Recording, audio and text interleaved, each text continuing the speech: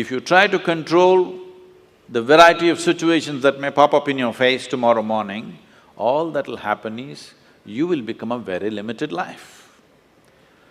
You would step out into the world and do whatever that needs to be done only if you have an assurance, no matter what you walk into, you will not lose yourself. You will walk full stride, otherwise you'll only be a half a step. Most human beings are half steps because the fear of suffering. If this happens, what'll happen to me? If that happens, what'll happen to me? If you're well managed within yourself, you know how to manage your thought, you know how to manage your emotion, you know how to manage your body, your chemistry, your energy. If you know how to manage all this, what does it matter if you walk into hell, I'm asking? If you are well managed, if you are a heaven within you, what does it matter where you go? Hell also will be an interesting place to go. But if you are ill-managed, then you want to be in a nice place all the time. You will not step out into anything.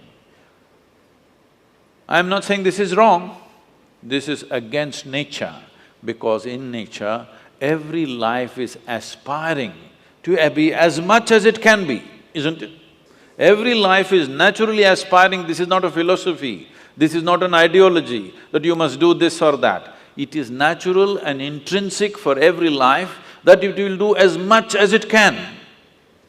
From an earthworm, from a worm to an insect to a bird, to an animal to a tree, every one of them are trying to be full-fledged life.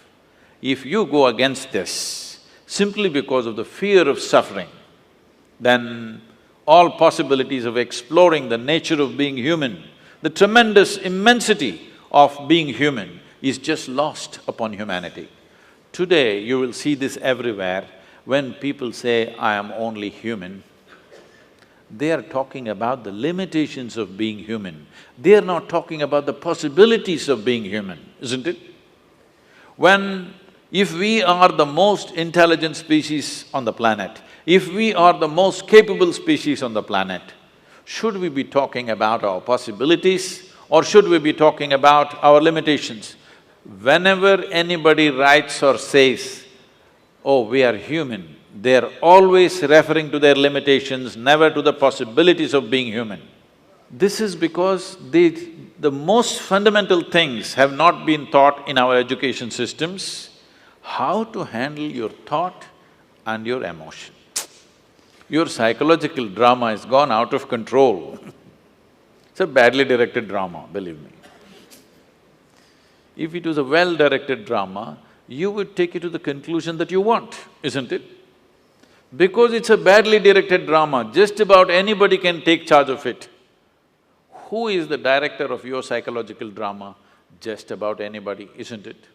Anybody can make it into a tragedy. The reason why people have not even learned to manage their thought and emotion. By the time you're 10, you should have learnt it.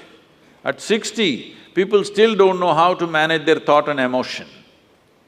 They're standing up like ghosts in their life. They don't need anybody's help. They can go on endlessly creating suffering for themselves. Now, suppose you did not know how… you have normal hands and you do not know how to use it. What would you call yourself?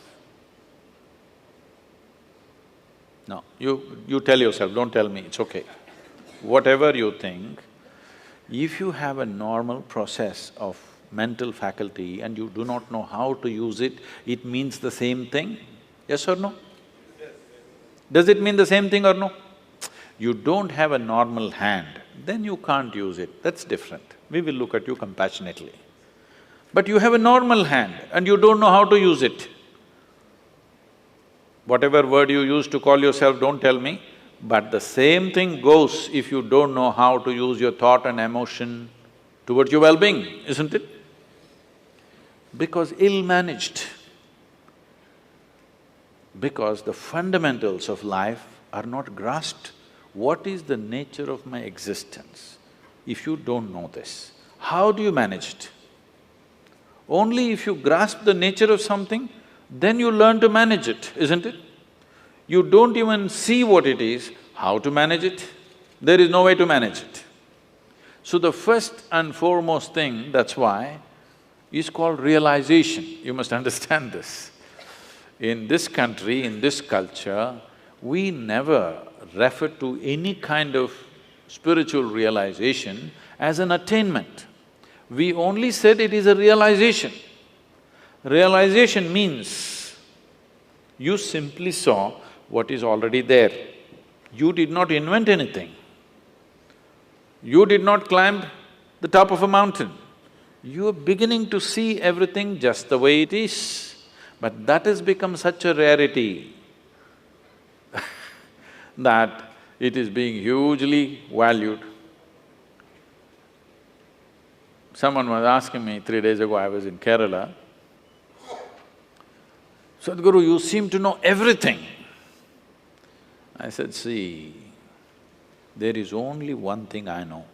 I know this one thing from its origin to its ultimate." I said, "I know only one thing, and what are you clapping your hands for?"